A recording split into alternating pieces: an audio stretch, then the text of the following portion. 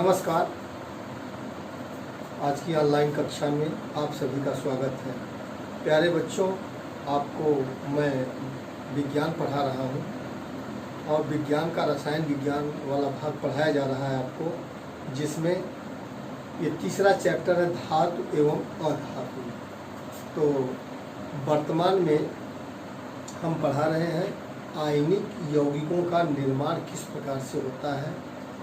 तो हम आपको बता दें, आयनिक यौगिकों का निर्माण इलेक्ट्रॉनों के लेन देन द्वारा होता है। जैसे हमको किसी भी आयनिक यौगिक या किसी भी यौगिक का वो करना होगा, संरचना लिखनी होगी, इलेक्ट्रॉन बिंदु संरचना लिखनी होगी, तो हम पहले उसका इलेक्ट्रॉनिक संरचना बनाते हैं। इलेक्ट्रॉनिक संरचना इलेक्ट्रॉनों का कक्षाओं में वितरण किस प्रकार से होता है हमने आपको बताया था। ये बोहर-बरी का नियम है, 2n², ये सूत्र होता है। इसके 5 सूत्र हैं, 5 नियम हैं, जिसमें से पहला नियम यही है कि किसी भी परमाणु के किसी भी कक्षा में इलेक्ट्रॉनों की अधिकतम संख्या 2n² के बराबर होती है, जहाँ पर n कक्षा की संख्या है। तो अगर हम n का मान 1 रखेंगे तो पहली कक्षा के लिए 2 × 1 का स्क्वायर, 1 का स्क्वायर 1 ही आएगा। 2 × 1 × 1 पहली कक्षा में 2 इलेक्ट्रॉन। n का मान दूसरी कक्षा के लिए n का मान 2 होगा, तो 2 × 2 का स्क्वायर, 2 का स्क्वायर 4 होता है, 4 × 8, मैंने दूसरी कक्षा में 8 इलेक्ट्रॉन रखे जा सकते हैं। इसी तरह से तीसरी कक्षा में 18 इलेक्ट्रॉनों की संख्या आएगी इसी क्रम में। तो हमने जो है इसमें आपको 2 उदाहरण दिया था, NaCl का और MgCl2 का दिया था उदाहरण। हम 2-1 उदाहरण आज और आपको बताते हैं। जैसे हम मैग्नीशियम ऑक्साइड का निर्माण किस प्रकार से होता है।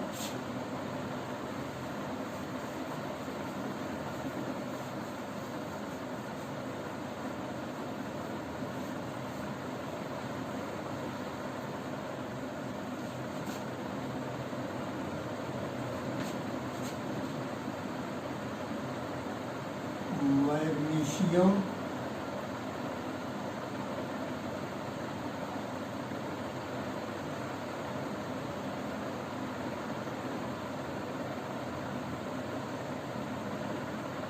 ऑक्साइड।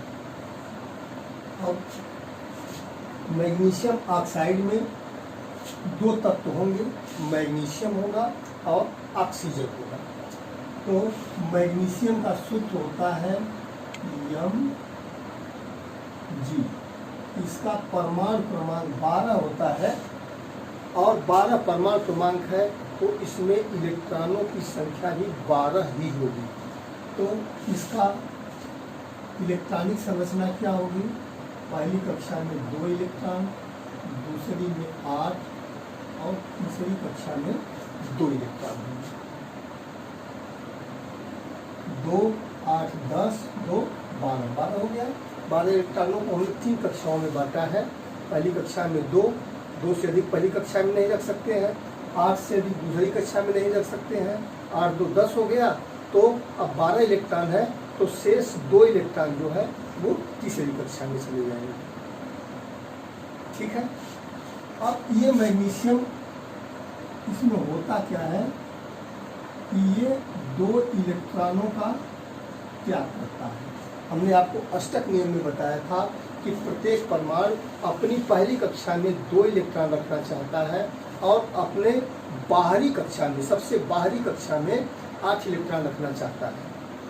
तो इसकी बाहरी कक्षा में 2 इलेक्ट्रॉन है।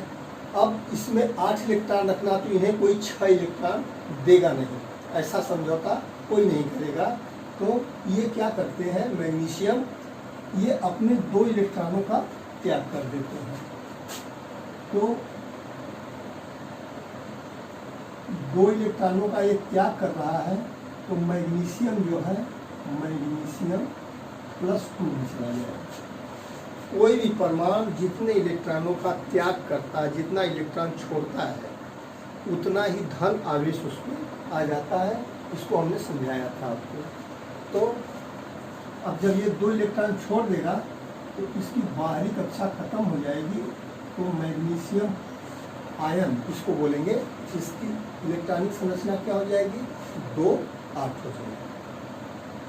ठीक है, अब हमने मैग्नीशियम को बना लिया। अब आते हैं ऑक्सीजन पर।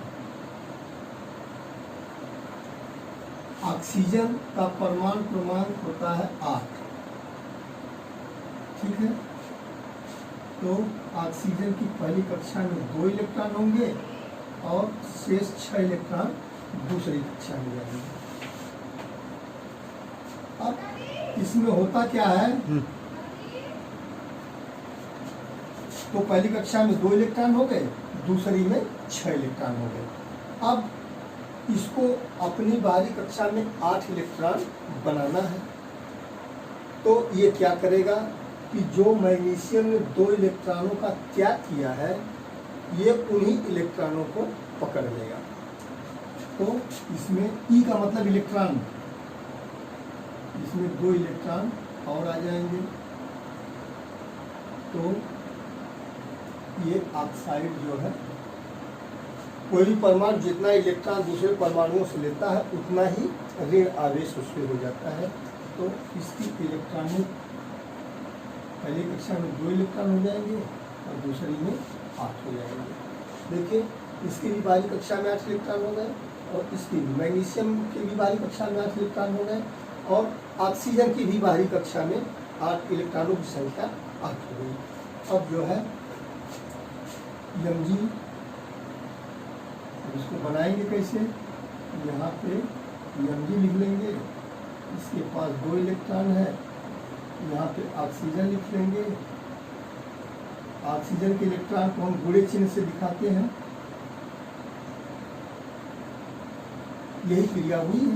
मैग्नीशियम ने अपना 2 इलेक्ट्रॉन ऑक्सीजन को दिया है। ये सर्किल जो वृत्ताकार इलेक्ट्रॉन है मैग्नीशियम के हैं और जो क्रॉस वाले हैं, गुणे के चिन्ह वाले हैं, वो ऑक्सीजन के इलेक्ट्रॉन हैं। तो इसमें मैग्नीशियम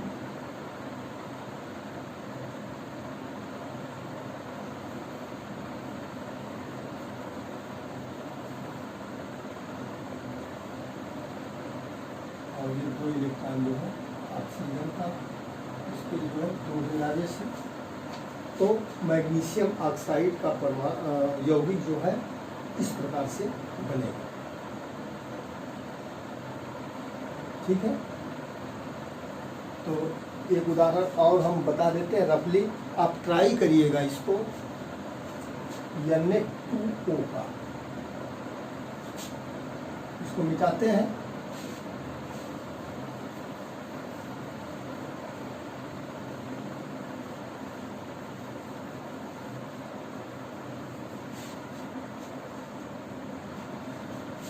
सोडियम ऑक्साइड Na2O।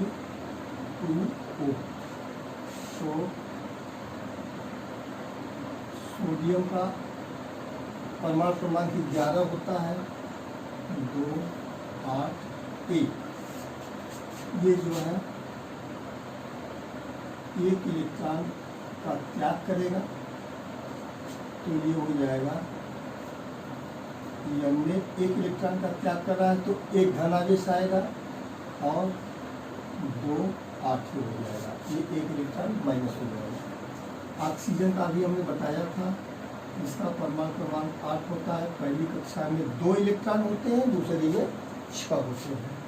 तो Na2O है, ये 2 सोडियम के 2 परमाणु, तो एक परमाणु 1 इलेक्ट्रॉन छोड़ रहा है तो 2 परमाणु 2 इलेक्ट्रॉन छोड़ेंगे। ठीक है, वही उन्हीं 2 इलेक्ट्रॉनों को ये ग्रहण कर लेता है और ऑक्सीजन माइनस 2 आटम देगा। ये 2 इलेक्ट्रॉन आप समझिए कि ये जो लिखे हैं इसी में 2 का गुणा कर देंगे, हो जाएगा। ठीक है, क्योंकि इसमें सोडियम के 2 परमाणु हैं। अब इसको बना देंगे,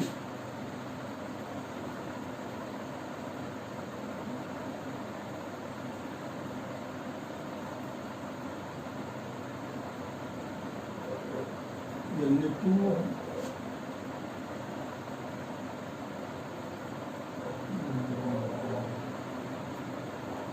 इस तरह से बनाएंगे। यहाँ पे ऑक्सीजन रखते हैं, ये 2 सोडियम होगा। ऑक्सीजन के पास 6 इलेक्ट्रॉन है, इसके पास 1 इलेक्ट्रॉन है। 1 इलेक्ट्रॉन इस सोडियम से लेगा, 1 इलेक्ट्रॉन इस सोडियम से लेगा और बनेगा क्या, Na2।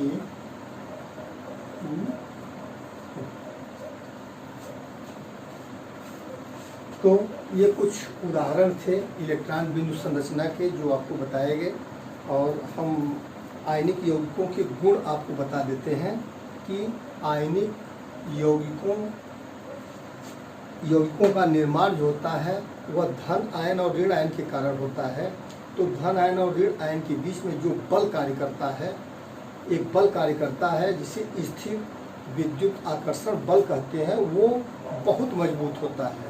इस कारण से आयनिक यौगिक जो होते हैं वह बहुत ठोस होते हैं, बहुत मजबूत और सुदृढ़ होते हैं और प्रायः ठोस अवस्था में पाए जाते हैं। दूसरी चीज़ कि आयनिक यौगिक जो होते हैं वो जल में विलेय होते हैं, लेकिन मिट्टी के तेल, केरोसिन ऑयल में, पेट्रोल में, डीजल में इत्यादि में ये जो कार्बनिक विलायक है उनमें अविलेय होते हैं। और इनके क्वथनांक और गलनांक बहुत अधिक होते हैं, माने उबलने का टेम्परेचर और इनके मेल्टिंग का टेम्परेचर, माने ठोस अवस्था से द्रव अवस्था में बदलने का टेम्परेचर बहुत अधिक होता है, क्योंकि इनके बीच जो बंध होता है वह स्थिर विद्युत आकर्षण बल के कारण बहुत मजबूत होता है। तो इसलिए इनके क्वथनांक और गलनांक बहुत अधिक होते हैं और आयनिक यौगिक विद्युत के सुचालक होते हैं। तो ये नोट में हम भेजेंगे, इसे आप पढ़ लीजिएगा। आज की कक्षा के लिए बस इतना ही। अगली कक्षा में हम धातुओं की प्राप्ति किस प्रकार से करते हैं, हम उसके बारे में चर्चा करेंगे। तब तक के लिए धन्यवाद।